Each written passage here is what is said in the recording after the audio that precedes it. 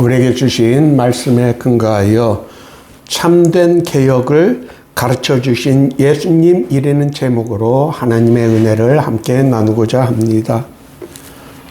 바리새인들과 서기관들이 예수님의 제자 중 몇 사람이 손을 씻지 않고 음식을 먹는 것을 보았습니다. 그 모습을 본 그들은 어찌하여 당신의 제자들은 장로들의 전통을 지키지 않느냐고 예수님께 따져 물었습니다. 그 시대에는 음식을 먹기 전에는 반드시 손을 깨끗이 씻으라는 유대교의 가르침이 있었습니다. 그런 그들에게 예수님께서는 비유로 말씀하셨습니다. 무엇이든지 밖에서 사람에게로 들어가는 것은 능히 사람을 더럽게 하지 못하되 사람 안에서 나오는 것이 사람을 더럽게 하는 것이라고 말씀하셨습니다. 예수님의 이 비유의 의미는 형식이 본질보다는 중요한 것이 아니라는 것입니다. 속에서 나오는 온갖 악독한 것과 더러운 말과 생각을 거침없이 쏟아내면서 겉으로 드러나는 외형적인 면만 중요하게 여기는 그 당시의 종교인들, 바리새인들과 서기관을 향하여 그들의 위선을 나무라셨습니다. 그들의 그런 위선이 얼마나 지나쳤는지를 너희 전통을 지키려고 하나님의 계명을 잘 저버린다라고 예수님은 말씀하셨습니다. 오늘은 종교개혁 기념주일입니다. 종교개혁은 마르틴 루터의 비텐베르크 교회의 문에 95개의 반박문을 걸어놓음으로 유럽 전역에 산불처럼 번져나갔지만 루터 이전에 로마 교황청의 잘못을 지적하는 선각자들이 있었습니다. 영국의 위클리프는 일반 대중들은 전혀 알아듣지 못하는 라틴어 성경을 그들의 언어인 영어로 번역하였습니다. 그 당시의 성도들은 자신들이 알아듣지 못하는 말인 라틴어로 진행되는 예배에 참석해야만 했습니다. 위클리프는 성도들이 잘 이해할 수 있도록 성경을 영어로 번역하였습니다. 하나님의 말씀인 성경을 일반인들은 전혀 알아듣지 못하는 라틴어로 선포되었기 때문에 성도들은 그저 예배, 예식에 참석하는 것, 즉 종교 행위에만 참석하는 일이 신앙으로 여겨졌던 때였습니다. 참된 신앙은 하나님의 말씀인 성경을 통하여 하나님을 신뢰하고 그의 말씀대로 사는 것이 신앙입니다. 종교개혁은 하나님의 말씀으로 돌아가자는 운동이었다고 합니다. 하나님의 말씀을 통하여 우리의 삶의 모습과 삶의 패턴이 이전과는 완전히 바뀌어지는 것입니다. 그런 점에서 위클리프는 종교개혁에 씨를 뿌린 인물이었습니다. 그의 영향은 보헤미아의 얀 후스에게 전해집니다. 얀 후스는 지금의 체코의 보헤미아의 가난한 부모 밑에서 태어났습니다. 그의 어머니는 그가 성직의 길을 가기를 원했습니다.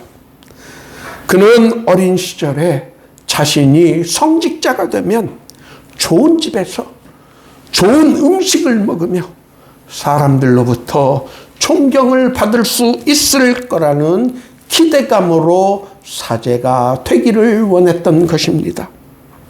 그러나 그가 사제가 된 후 성경을 읽고 자신의 생각이 사악한 욕망이라는 것을 깨달았다고 합니다. 그는 사제란 예수님을 따라가야 하는 사람이라는 것을 깨닫게 되었습니다.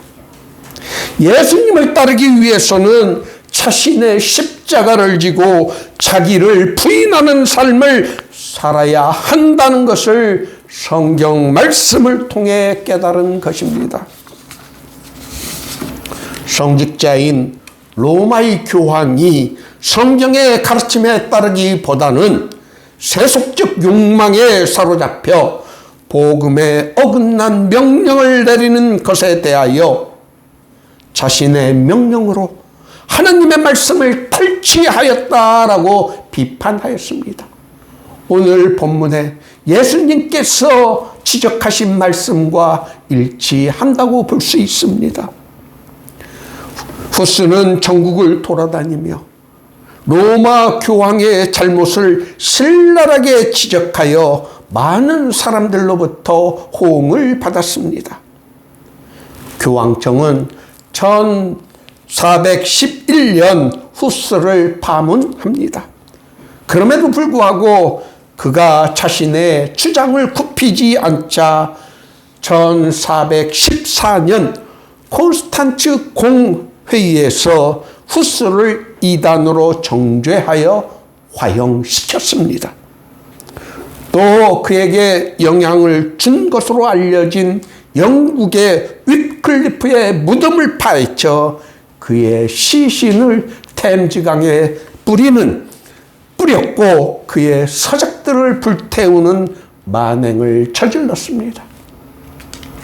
비록 후스는 처형당했지만 그의 주장을 동조하고 따랐던 사람들은 로마 교황에 대한 불만을 갖고 종교 개혁의 열정을 지니고 있었습니다. 인문학자인 에라스무스는 루터보다 조금 빠른 1509년에 우신예찬이라는 책을 써서 교황의 권위주의를 비판하였습니다. 그는 교황이 예수 그리스도를 이 땅에서 대리하는 존재라면 예수님처럼 이 땅에서 가난하고 고난의 삶을 살아야지 세상의 모든 영화와 권세를 누려서는 안 된다는 것을 풍자로 꼬집었던 것입니다. 로마 교황의 권위와 명령보다 하나님의 말씀인 성경의 가르침에 따라 생활하여야 한다는 것이 종교개혁의 가르침입니다. 예수님께서 당시의 바리새인과 서기관들의 잘못된 종교 행위를 비유로 꾸짖으신 것과 일치합니다. 하나님의 말씀으로 우리의 삶의 모습이 변화되어야 한다는 것이 종교개혁주의자들의 주장이었습니다. 인간의 전통이 아닌 하나님의 말씀으로 우리의 삶의 모습이 바뀌는 것이 종교개혁의 가르침인 것입니다. 우리가 살펴본 바와 같이 마르틴 루터 이전에 종교개혁자들이 있었습니다. 우리는 그들을 잊지 말고 그들의 주장에 귀 기울이고 기억해야 합니다. 그러나 오늘 우리가 본문 말씀을 통하여 배운 것처럼 훨씬 이전에 우리 예수님께서는 본질보다 형식을 더 앞세웠던 그 시대의 바리새인과 서기관들의 위선된 종교 행위를 바로 꾸짖고 바로 잡아주셨던 것입니다. 종교개혁의 기념주의를 맞이하여 하나님의 말씀에 비추어 우리가 제대로 살고 있는지를 점검하고 우리의 잘못과 죄를 회개하고 예수님의 가르침, 성경으로 돌아가야 합니다. 우리가 회개하고 성경으로 돌아갈 때 바로 그 순간이 우리에게는 희망이 시작되는 때입니다. 오늘 모두의 교회 종교개혁 기념주일 예배에 참석하신 여러분 모두가 개혁의 의미를 깨닫고 성경의 가르침을 우리의 삶 속에서 실천함으로 약속된 풍성한 복을 누리시기를 예수님의 이름으로 축원합니다.